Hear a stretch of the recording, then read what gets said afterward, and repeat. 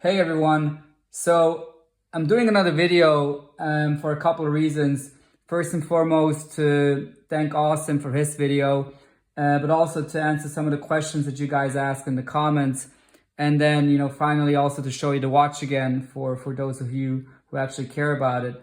So first and foremost, thanks Austin. The video really meant a lot to me. I really appreciated it.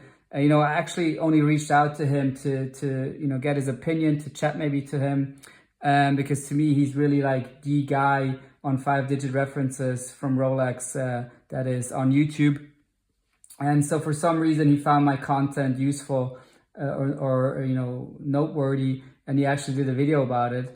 And I really appreciate that because, a lot of people see threat and everything and they're trying to, downplay all the others, see competition everywhere. And, I'm in no sort of form competition and I'm not planning to be, but I really appreciate it. I think it's kind of a nice gesture, and it's just, I think he's just a nice guy. And so I really appreciated that.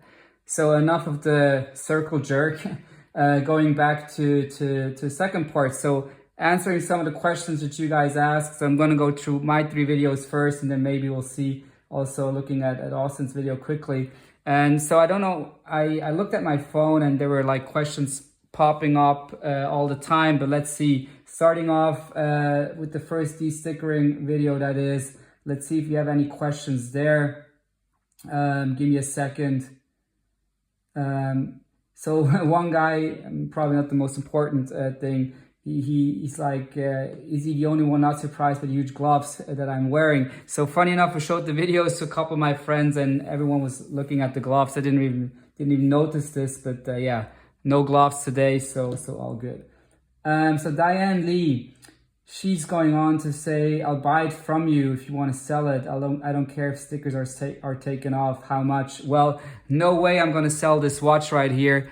It's really the watch that, took me the most effort to actually get it.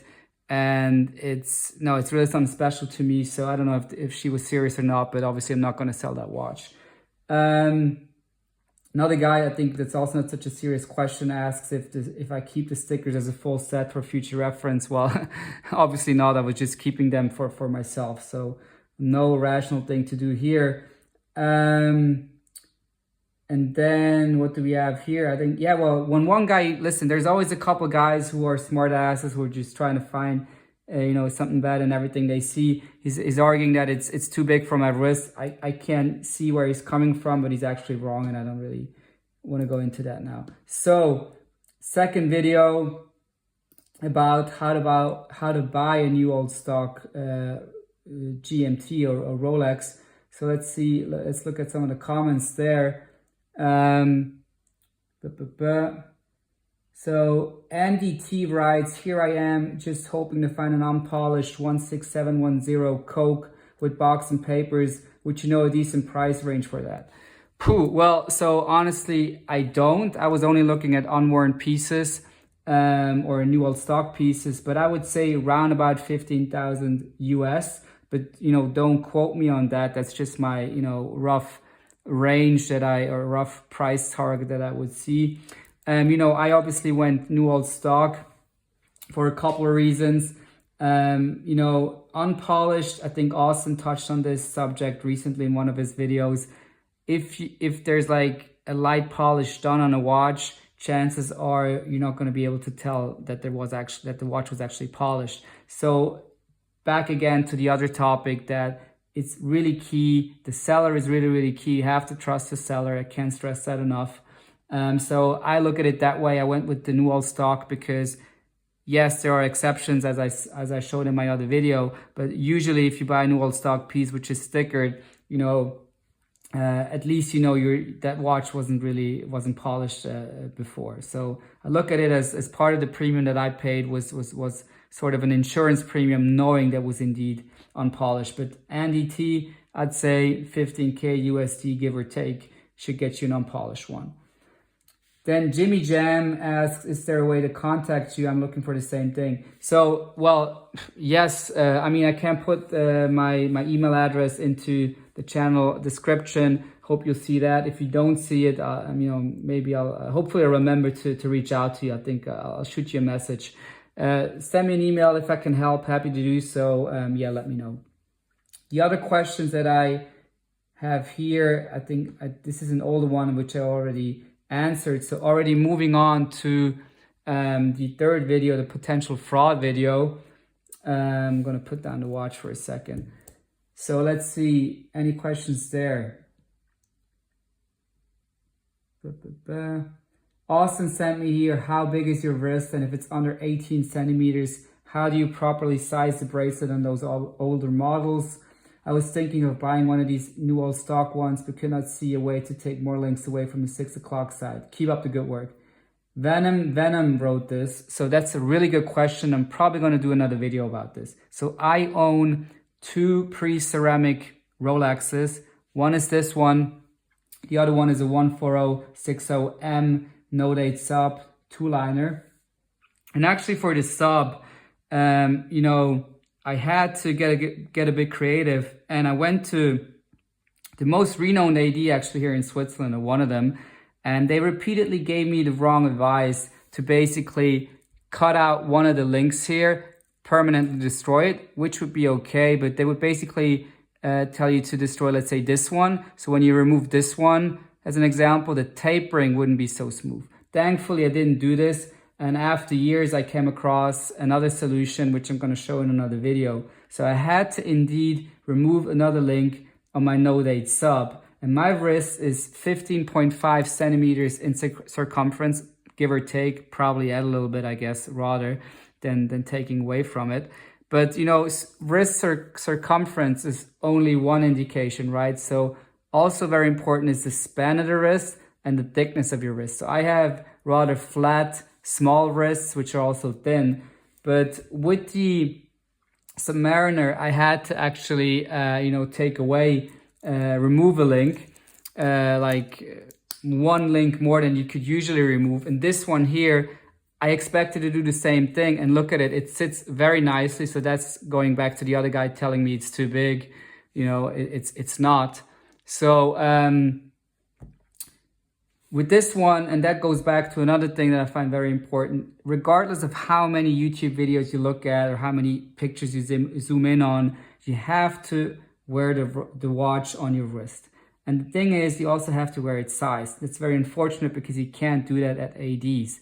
I mean, I knew that the GMT was thinner. I knew that the clasp on the outside, at least, was not as wide as on the Submariner, but I was really expecting here again to find a creative solution and get rid of one of the semi-links here, or whatever you want to call them. But it fits perfectly. So Venom, if your wrist is not smaller than mine, then you should be perfectly fine with the GMT. So that's a good watch to consider. And then let's see other questions on the watch, on this video. One guy says, not a question, but he says, it's obvious to me that the watch you want hasn't been made yet. Well, here it is, right? It's been made. And talking about the watch, I didn't wear it too often. I'm happy to report that it still looks very fresh. No scratch so far. I know that it will get a scratch sooner or later, but it's still pretty fresh. And funny enough, the reference number didn't really come off so far. So, I mean, I didn't sweat like a crazy person either, but still, I was expecting this to wear off faster. But yeah, so I'm gonna make an update video at some point about this watch right here, how it is to live with it, blah, blah, blah. But I think as of now, it's just too early to add additional information. And then finally, quickly looking at Austin's video, maybe I don't want to really comment on this too much because that's his show and not mine. But I saw a comment from Greg Saga saying, maybe something for John Mayer, who has many Grail watches and much extra money, but for us mortals, NOS will always only be seen in the movies. Now, I want to make something clear, and I maybe should have made this clear previously.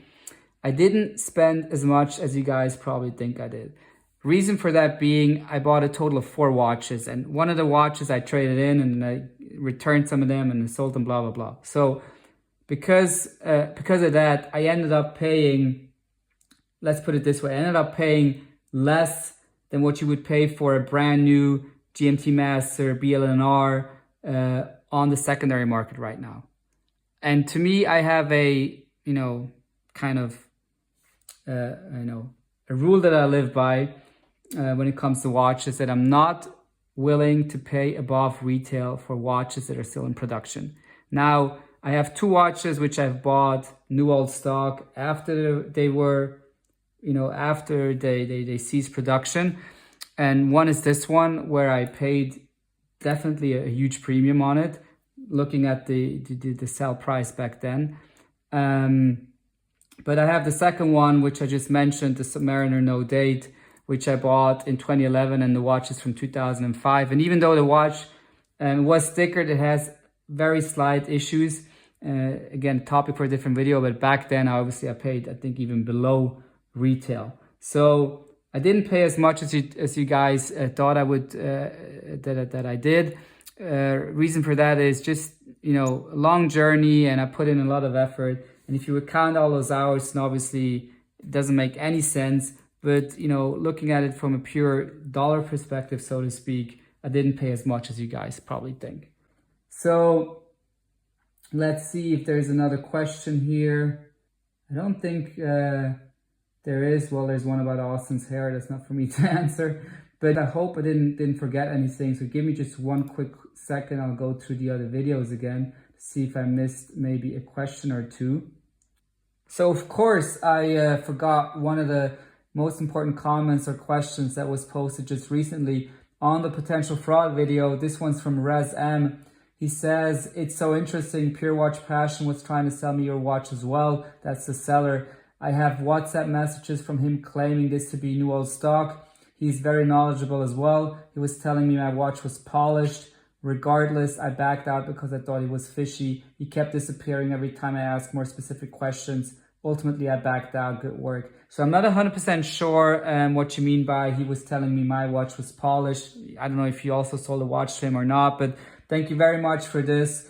I'm happy to gather more comments like that. I stick with what I said. I think Chrono should do a better job on this one. And, even I haven't heard from them back ever since. And, they charge quite hefty fees, as I said, 6.5%, maybe a bit less. Regardless, they're getting a lot of money from the sellers, so they should, should provide a better service to us buyers. So thank you for this. And also, if you have further comments like that, if you have other fraud cases that you had to witness, unfortunately, let me know. So I want to take the opportunity again to thank all of you for all the positive feedback. Again, there's also always 1 or 2 idiots, call them what they are. But thank you very, very much. I'm glad that, you found some value in what I did. And as I said, I'm going to certainly do another video about this watch. Also, hopefully other videos. No, not hopefully. I'm going to do other videos about other watches as well. So looking forward to seeing you soon. And again, if there are any questions that I can, help with, let me know. I'll do my best to address them, and maybe also in written format. But I just thought I'll take this opportunity to go a bit more into detail. So thanks, everyone. Here's the baby again, and see you soon. Bye-bye.